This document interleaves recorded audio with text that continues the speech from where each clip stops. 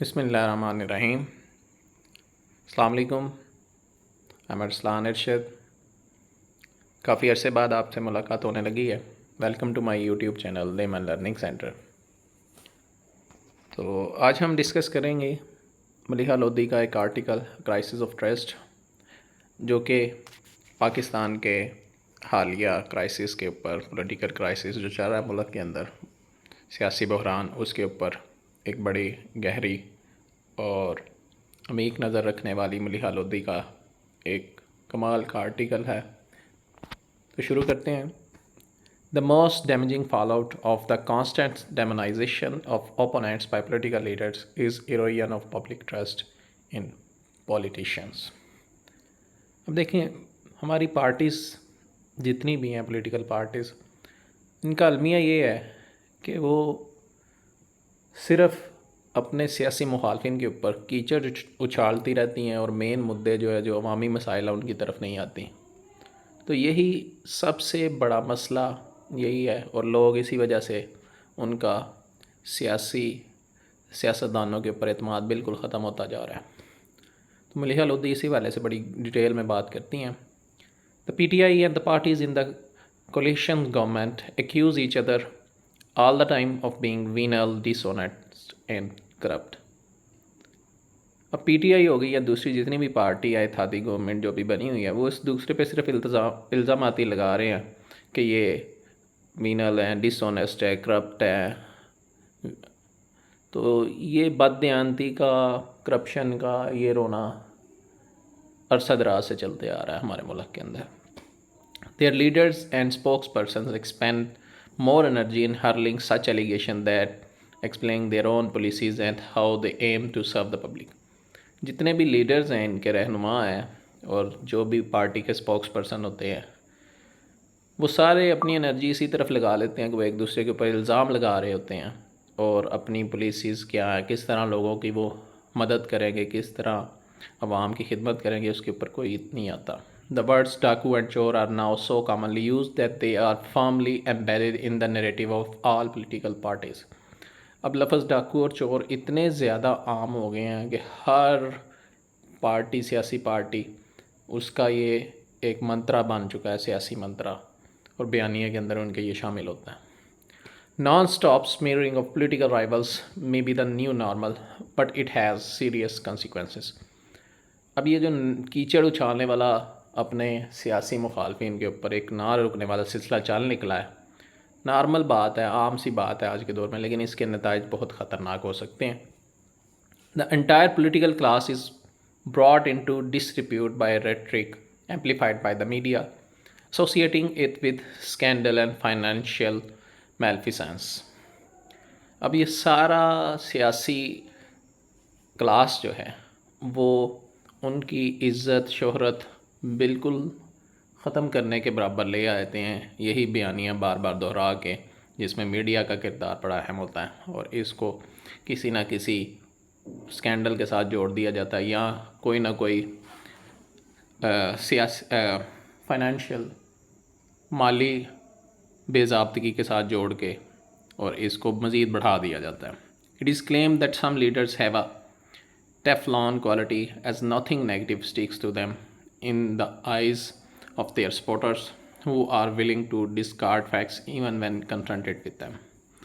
اب دعویٰ یہ کیا جاتا ہے کہ لیڈرز، ان کی کوالٹی اس طرح کی ہے، جو ٹیفلون کے بنے ہوئے ہیں، یعنی کہ یہ یہاں پہ ملیحہ لودھی یہ کہنا چاہ رہی ہیں کہ لیڈرز کے جو سپورٹر ہوتے ہیں، جو ان کے چاہنے والے ہوتے ہیں، وہ اپنے لیڈرز کو ایسا سمجھتے ہیں کہ وہ ٹیفلون کے بنے ہوئے ہیں، اور ان کے اوپر کوئی بھی غلط بات اگر حقیقت بھی ہو، بے شک وہ جب ان کے سامنے آئے گی، وہ ان کو بالکل رد کر سکتے ہیں۔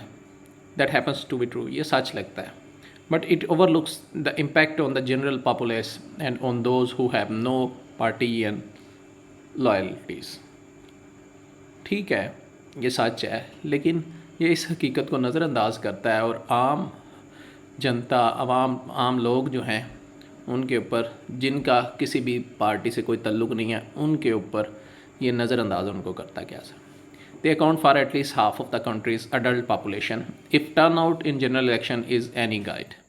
اور یہ لوگ ایسے ہیں جو تقریباً اس ملک کی آبادی کا، نوجوان آبادی کا آدھا فیصد بنتے ہیں، یعنی 50% بنتے ہیں.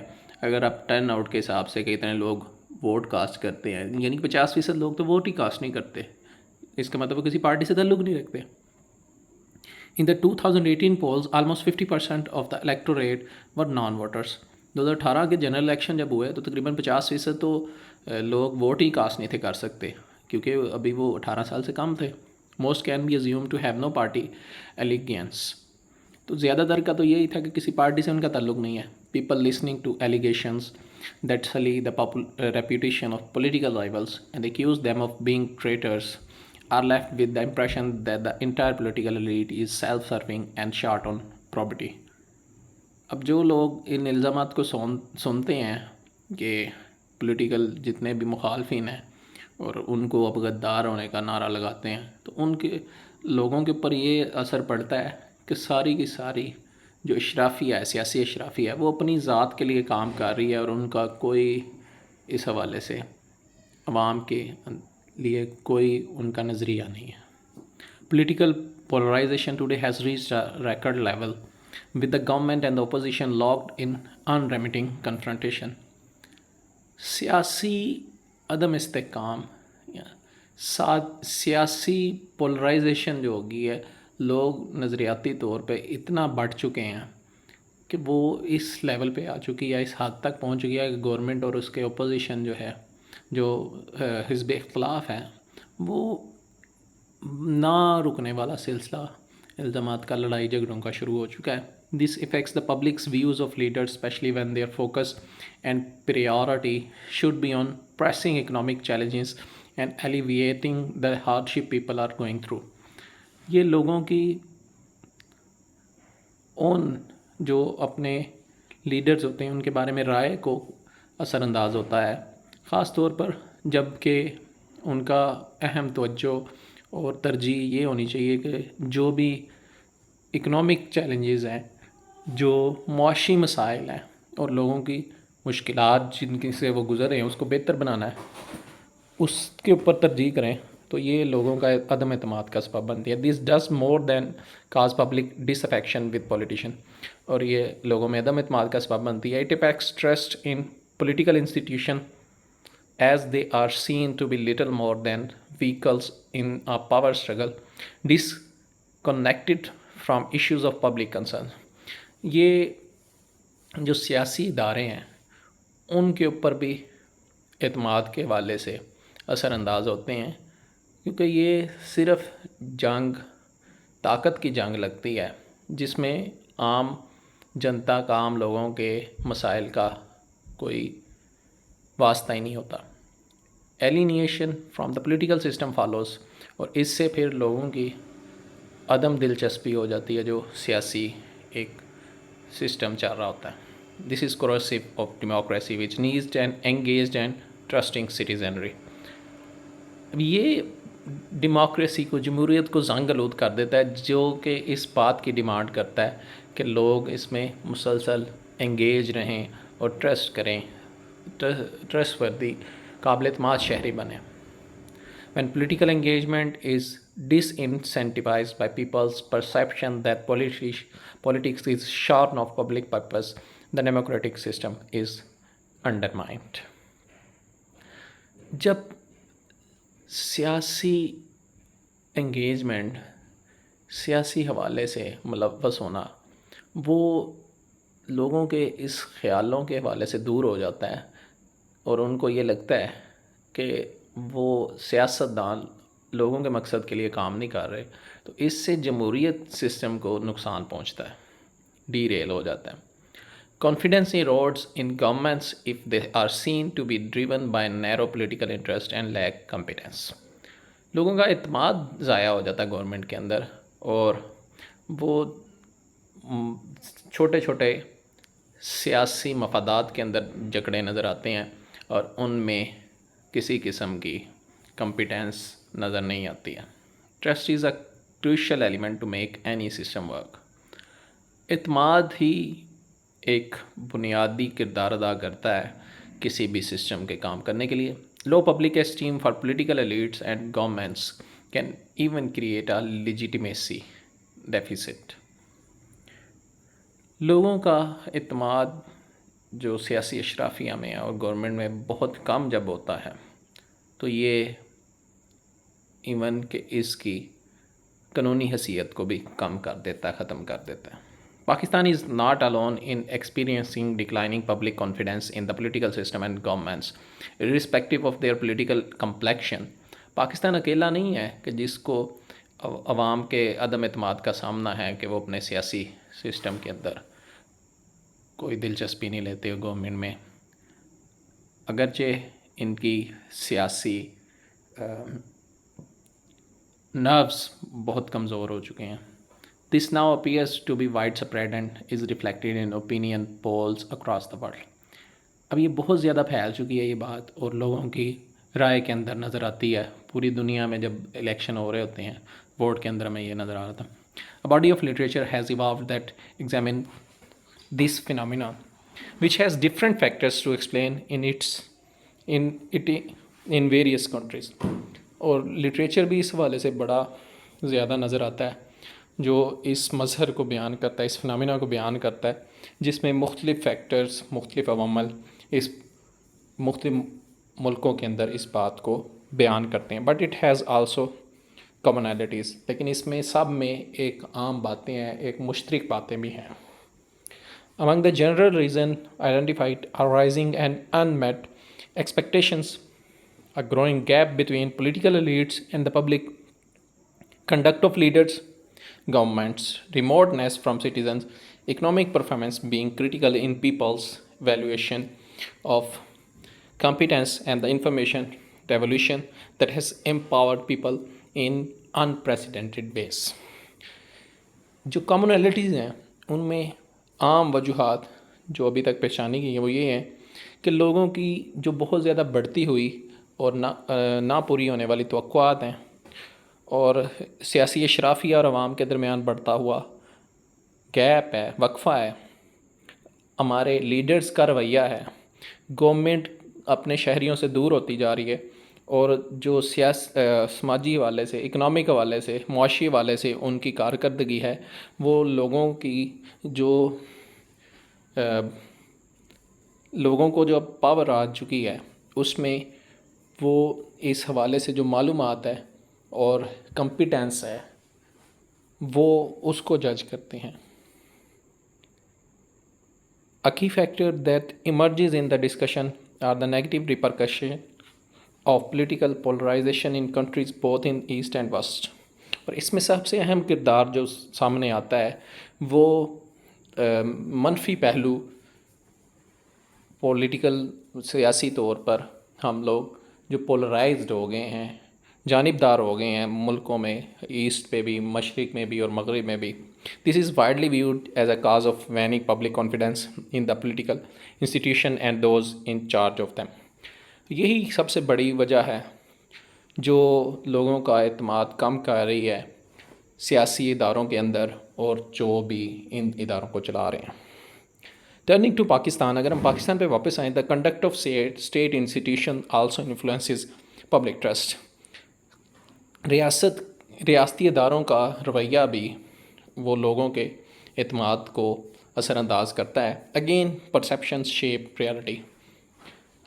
دوبارہ اگر ہم بات کریں تو کیا پرسیپشن ہے, ادراک کیا کرتے ہیں لوگ, سوچتے کیا ہیں, وہی حقیقت کو بیان کرتا ہے. Institution like the judiciary are questions when they are perceived to provide uneven and selected justice. ادارے جیسا کہ عدلیہ, ان کے اوپر بھی سوال اٹھتا ہے جب یہ سوچا جاتا ہے کہ وہ ایک ان ایون اور سلیکٹڈ جسٹس, وہ صرف منتخب لوگوں کو ہی انصاف مہیا کرتے ہیں. It is not a cliche that justice must also be seen to be done. یہ کوئی ریٹرک نہیں ہے, یہ کوئی بیانیہ نہیں ہے, یہ کوئی عام بات نہیں ہے کہ انصاف جو ہے وہ ہوتا ہوا نظر آنا چاہیے. This is an immutable principle of any justice system. یہ ناقابل ادراک, ناقابل فہم, یہ بلکہ ایسا اصول ہے جو ختم نہیں کیا جا سکتا کسی بھی عدلیہ نظام کے اندر. When people perceive double standards of or unfairness in the application of justice, it involves reputational damage. جب لوگوں کو یہ لگتا ہے کہ دوہرا معیار ہے یا غیر جانبدار رویہ نظر آ رہا ہے انصاف کا، تو اس میں اس کی ساکھ پر نقصان ہوتا ہے، اثر انداز ہوتا ہے. A history of controversial judgments from the judicial assassination of Zulfikar Ali Bhutto to the repeated legitimization of military coups have bred public cynicism over time about the higher judiciary. Exclusivist جو تاریخ ہمیں نظر آتی ہے controversial judgements کی، جس میں ذوالفقار علی بھٹو کی جو عدلیہ کی طرف سے قتل ہوا اور بار بار جو فوجی ٹیک اوور کیا، جو فوج نے اس ملک کے اوپر قبضہ کیا، اس کو لوگوں کے عدم اعتماد بڑھ رہا ہے اس حوالے سے جوڈیشری کے. Exclusivist interpretation of who is Sadiq and who is Amin has not helped to dispel skepticism. اور خاص طور پر جب وضاحت کی جاتی ہے، جب ترجمانی کی جاتی ہے کہ کون صادق ہے کون امین ہے، اس نے بھی عشق و کش بات کو دور کرنے میں کوئی کردار ادا نہیں کیا. Moreover, when institutions are seen to overstep their role and intervene in domains beyond what is constitutionally permitted, it provokes controversy and also diminishes public trust. مزید یہ کہ جب ادارے اپنا کردار اس سے اپنی حدود و قیود سے جو ان کو آئین نے دے رکھی ہیں اس سے اوپر جاتی ہیں، اس سے بڑھتی ہیں، تو یہ کنٹروورسی کو، تضاد کو جنم دیتا ہے اور لوگوں کے اعتماد کو ختم کرتا ہے. At times, parliaments and the executive have acted in ways that exceeded their constitutionally sanctioned power. اور وقت ایسا بھی آیا ہے کہ پارلیمنٹ نے اور ایگزیکٹو نے اس طرح سے کام کیا کہ انہوں نے اپنی آئینی حد سے آگے بڑھ کر کام کیا. But according to legal experts, so has the higher judiciary on occasion. لیکن اس حوالے سے قانونی ماہرین بھی یہ کہتے ہیں کہ اعلیٰ عدلیہ نے بھی بہت موقعوں پہ ایسا کیا ہے. The most recent illustration was the view of a significant section of the legal community that the Supreme Court's interpretation of Article 63A of the Constitution was tantamount to rewriting the Constitution.